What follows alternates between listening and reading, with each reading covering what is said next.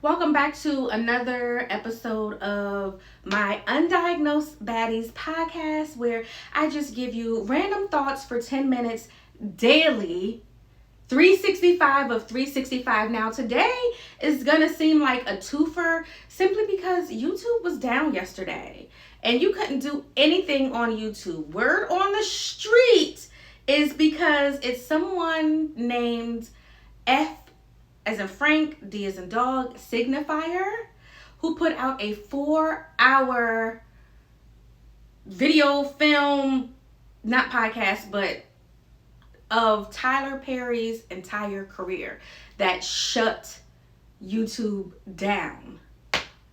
Wowzers. So what was in it? The influence? Listen, Tyler Perry, baby, you have that much pull to shut down YouTube. YouTube has never been shut down. If you're watching this because they're trying to see what people are saying or what's going on, hit my phone. My email is in my bio. I need a talk show.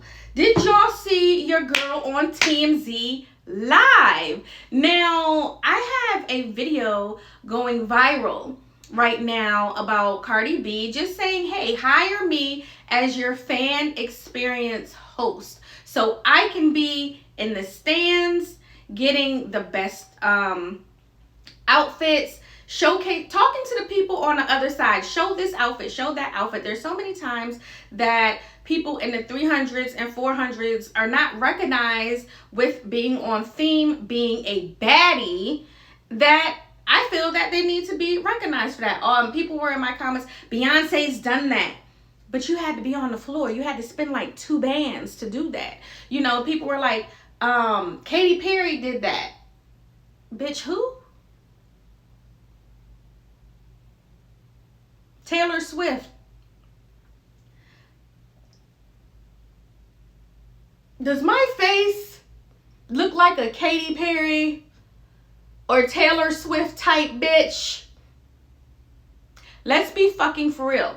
The closest that people could say about it or of it was Beyonce, and it's not the same as having to pay $3,000 per ticket. Like, I would love my daughter to be able to see Beyonce up close. One, standing up for all those hours just to be in the front isn't necessarily ADA compliant, right? So once you're in the 100s, you're far back from the stage again. So again, we're in theme, on par, not wearing, wearing the outfits but not being seen. The fan experience is to make everybody coming into these stadiums feel like they are down on the floor, that they have the same experience and to be seen as everybody down there. Now, I know every time you say something, people are always going to have something negative to say. Let me tell you something right now. It's very hard being public facing forward and having to deal with people that were in small classrooms that didn't get homework back in the day. Because back in the day, we always had homework. We had projects, we had book reports, we had science fair projects. So when I say projects, it's go home and do X, Y, and Z, whatever it was, right? Where everything was themed. Everything was themed, and you had a project damn near for that month, right? Science fair projects, book reports. We had all kind of stuff. Math, this, who can build bridges. They're not doing, the kids barely get homework nowadays. Now, it's a give and a take with that, because I remember when my daughter was younger, she was coming home with lots of homework. And after you do a school day, pick up your child and get home and do all the homework, you're not spending a lot of time with your child throughout the week at all, right? Okay, so getting back to what I was saying, we go from having these children that are in separate classrooms because they can't critically think, being put out into society with other people that can critically think, being given the same apps, the same phones, and the same opportunities to make comments, and they're dumb as shit. So it goes back to when that gentleman in Baltimore said, but what if the village is retarded? Now, we already know the R word should not be used. That's not something that we do. But what if the village is? What are we doing with the babies that come from a village of people that can't critically think? What are we doing when the babies are coming from a village so one time my daughter was in trouble. And because I am the parent that I am, I can control everything on her phone. Okay? I don't care if Apple says after 13 it's an adult account. Boy, fuck you.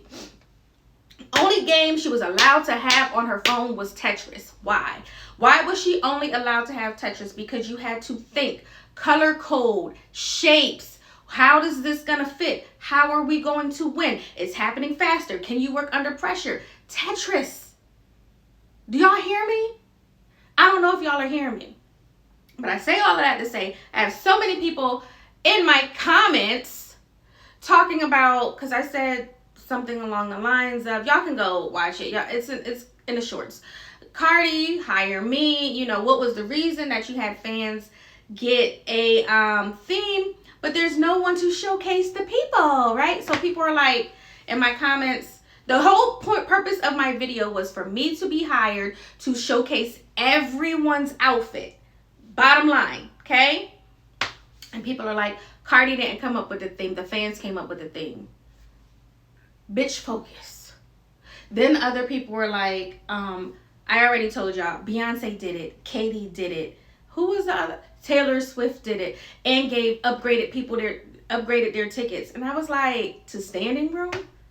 You find I guess if you're in the 400, standing room is exciting but standing at a concert for 3 to 4 hours, sometimes more, because if the doors open at 6, you got to be in line before that, which means you're dressed before that, right? So it's a whole day affair if we're talking about somebody like Beyonce, right? You can even say the other names.